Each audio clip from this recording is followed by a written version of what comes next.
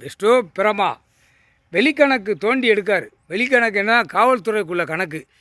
காவல்துறை கணக்கு என்னதோ கணக்கு விட்டுட்டான் தெரியுமா?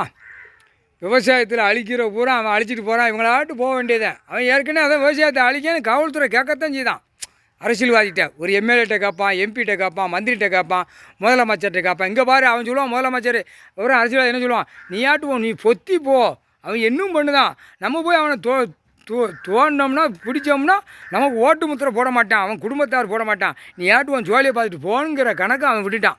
அப்போ இவன் என்ன செய்ய முடியும்? காவல்துறை ஒன்றும் செய்ய முடியாது. ஆணும் பெண்ணும் ஒன்றும் செய்ய முடியாது. இப்போ அவர் கடவுள் தான் தண்டனை போடணும். கடவுள் தான் தண்டனை போட்டு உள்ளே போட்டு ஒரு மிதிச்சே தள்ளுவார். புரியுதா இல்லையா? அதுக்கு தான் காவல்துறை கணக்கு தோண்டி வெளியே எடுக்கார். புரியுதா?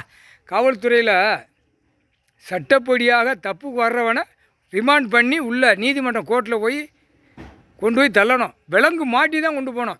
இப்போலாம் 10 பருக்கையில் தூக்கி சும்மா அப்படியே ஜங்கின்னு போகுது. விலங்கு மாட்டினா அந்த அசிங்கத்தானே அவனுக்கு வரும்.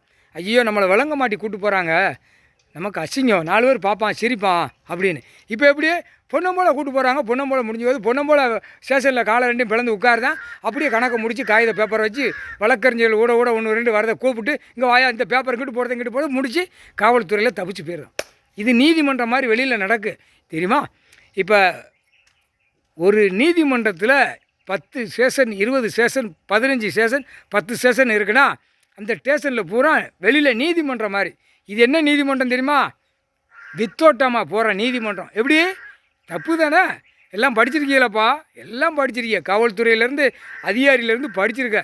இது நீதிமன்றம் கோர்ட்டில் ஜட்ஜி கோர்ட்டார் ஆணுக்கு பெண்ணுக்கு தெரியாது. இப்போ போட்டால் தான் அவங்களுக்கு தெரியும். இந்த கணக்கை பார்த்தா அப்புறம் தெரியும். வழக்கறிஞருக்கு இப்போ பார்த்தா அப்புறம் தெரியும்.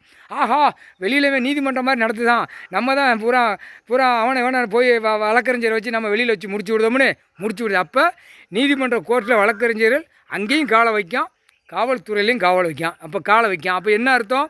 அப்போ நீதிபதி ஜட்ஜி கோர்ட்டார் வந்து காலை வைக்காங்களா? காவல்துறையில் வர முடியாது, வர விட மாட்டார். கடவுளில் உன்னுடைய ஸ்டேஜ் இருக்கிற இடத்துல இரு, நான் பார்த்துக்கிட்டேன். இப்போ வெளியில் இவங்க நீதிமன்றம் மாதிரி நடத்துதான், நாசம் பண்ணுதான்.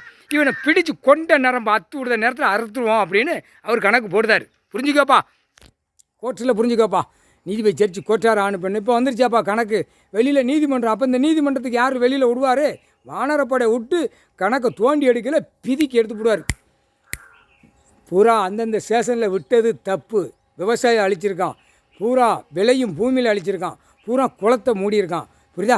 கெட்டடமாக கெட்டி மேலே வரைக்கும் போயிருக்கான். நீயே போகிறையில் ரோட்டில் அண்ணாந்து பார்த்தா எவ்வளோ பெரிய பில்டிங் கட்டியிருக்கான். எவ்வளோ பெரிய தப்பு இல்லையா? லேசாக ஜாயின்ச்சுன்னா எத்தனை பேர் ஜாகுவான்? அதுக்கும் இந்த முடிச்சுட்டு போயிடான். இப்போ என்ன காரணம்? இதுக்கு முற்றுப்புள்ளி வைக்கார், பிடிப்பார். முக்கால் சத்தியம்பா.